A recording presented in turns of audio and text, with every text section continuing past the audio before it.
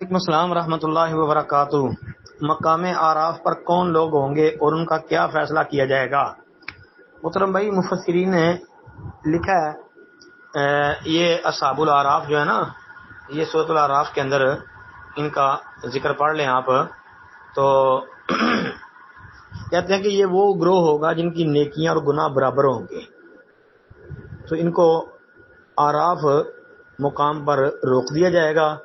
پھر کتنے رکے رہیں گے، اور کسی نے کچھ کہا کسی نے کچھ کہا، لیکن جب تک اللہ کو منظور ہوگا وہاں رکے رہیں گے مقام اعراف پر، تو پھر اللہ رب العالمین ان کو اٹھائے گا اور اللہ ان کو جنت میں داخل کر دے گا، یعنی جنت میں بھیج دے گا۔ ایک گروہ یہ ہوگا جنتیوں کا۔ اب ویسے یہاں میں آپ کو یہ بتاتا چلوں کہ قیامت کے دن ٹوٹل 6 گروہ ہوں گے، 6 گروہ ہوں گے، جن میں 4 جنت میں جانے والے اور 2 جہنم میں جانے والے۔ 4 گروہ جو جنت میں جانے والے ہوں گے، ان میں سب سے پہلے نمبر پر جو بغیر حساب کے جنت میں داخل ہوں گے، ایک گروہ وہ ہوگا جن کو بغیر حساب میں اللہ جنت میں داخلہ نصیب کرے گا۔ دوسرا گروہ جو ہے وہ کہ جن کو دائیں ہاتھ میں نامہ اعمال دیا جائے گا، جس کی تفصیل سورہ واقعہ سورۃ الحاقہ کے اندر موجود ہے، 27ویں پارے اور 29ویں پارے میں جی۔ اور تیسرا گروہ وہ کہ جنہوں نے کوئی گناہ کیے ہوں گے، اللہ ان کو دوزخ کے اندر بھیجے گا، وہ اپنی سزا بھگتنے کے بعد جنت میں چلے جائیں گے۔ یہ جنت میں داخل ان کو جنت میں ہی کیا جائے گا بعد میں۔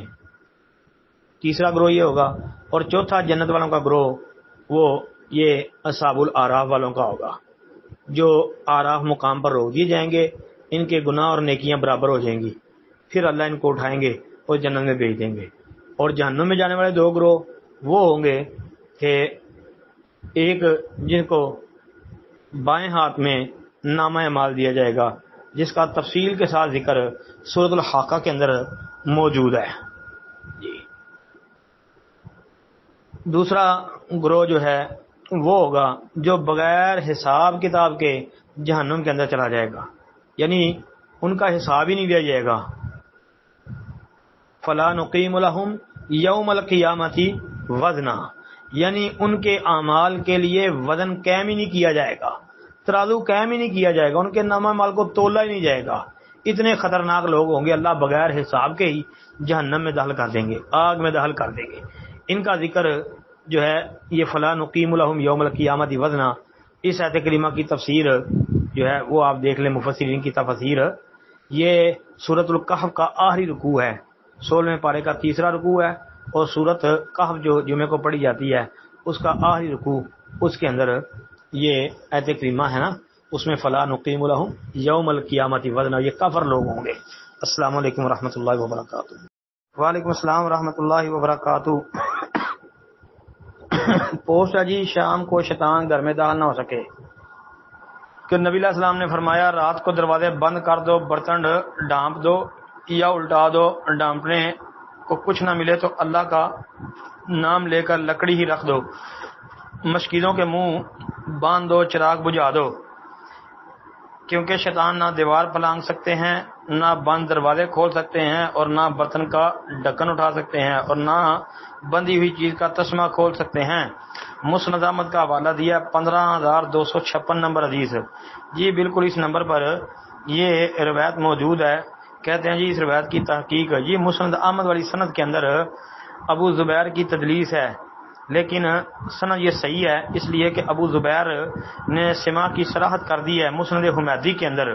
مسند حمیدی میں جو ہے ابو زبیر کا سما موجود ہے جی۔ پھر یہ روایت صحیح ابن خزیمہ کے اندر بھی 132 نمبر پر، صحیح ابن حبان میں 1275 نمبر پر موجود ہے۔ اس کے علاوہ مسند احمد میں یہ روایت کئی مقامات پر مختلف الفاظ کے ساتھ یا مختلف سندوں کے ساتھ بھی موجود ہے، اور یہ روایت جو ہے صحیح بخاری کے اندر بھی 3316 نمبر پر موجود ہے۔ جابر بن عبداللہ رضی اللہ تعالی عنہ کا ہی وہ بیان کردہ ہے، وہی بیان کر رہے ہیں نبی علیہ السلام سے۔ صحیح بخاری کے اندر یہ ہے کہ پانی کے برتنوں کو ڈھک لیا کرو، مشکیزوں کے منہ کو باندھ لیا کرو، دروازے بند کر لیا کرو، اپنے بچوں کو اپنے پاس جمع کر لیا کرو، کیونکہ شام ہوتے ہی جنات جو ہیں وہ روئے زمین پر پھیلتے ہیں، اور اچکتے پھرتے اور سوتے وقت چراغ بجھا لیا کرو، کیونکہ موذی جانور چوہا بعض اوقات جلتی جو ہے بتی کو کھینچ لاتا ہے اور اس طرح سارے گھر کو جلا دیتا ہے۔ تو جو عطا والی روایت ہے، عطا سے بیان کی گئی ہے، اس میں جنات کے بدلے شیاطین کا ذکر ہے۔ تو یہ روایت بخاری کے علاوہ مسلم کے اندر بھی موجود ہے اور کئی کتابوں میں بھی آتی ہے۔ صحیح حدیث ہے جی۔ السلام علیکم ورحمۃ اللہ۔